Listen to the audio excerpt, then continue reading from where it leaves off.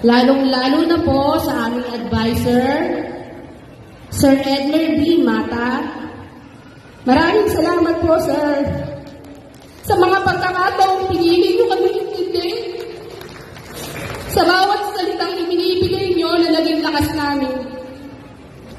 At sa bawat panahong naniwala kayo sa amin, lalo na noong kami mismo ay hirap maniwala sa aming mga sarili.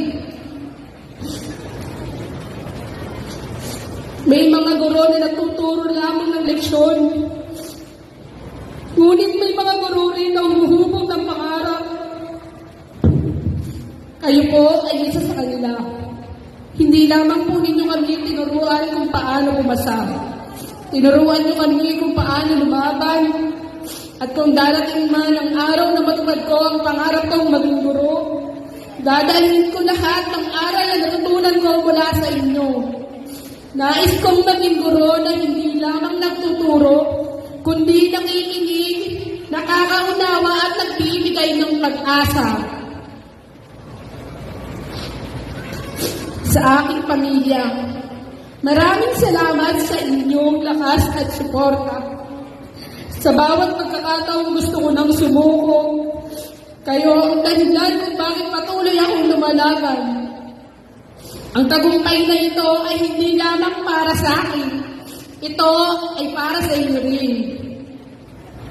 Higit sa lahat, taus-puso po ako nagpapasalamat sa ating Panginoong Diyos sa kanyang gabay at walang sawang pagdamay sa akin sa bawat yugto ng aking paglalakbay. Lalo na sa mga panahong pakiramdam ko ay wala ng lakas at pag-asa. Sa bawat pagkakataong ako ay nanghihina, siya ang naging lakas ko.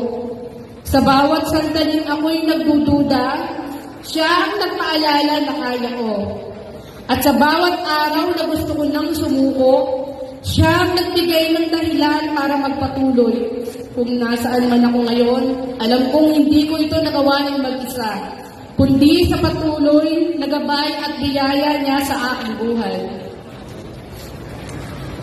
Sa aking mga kapwa nagsipagtapos, naway maging paalala ito sa atin. Ang pangarap ay maaaring maantala, ngunit hindi ito nawawala hanggat hindi natin ito binibitawan.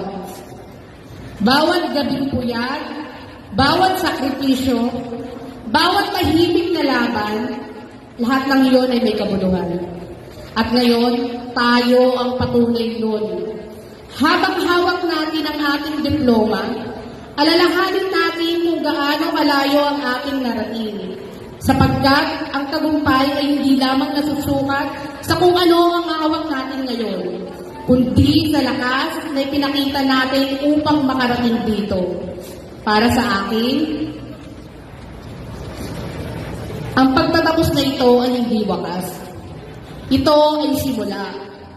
Simula ng mga bagong pangarap, bagong hamon at bagong pagkakataon upang muling bumangon.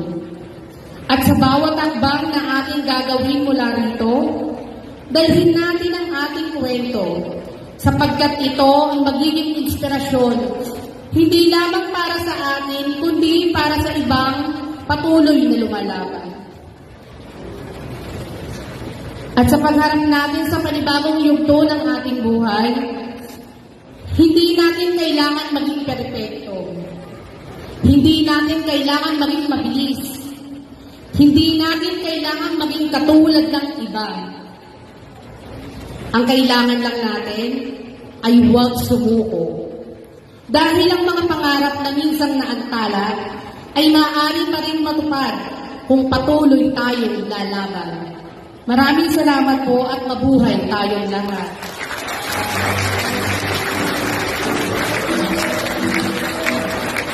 Thank you so much for sharing your stories behind this remarkable success.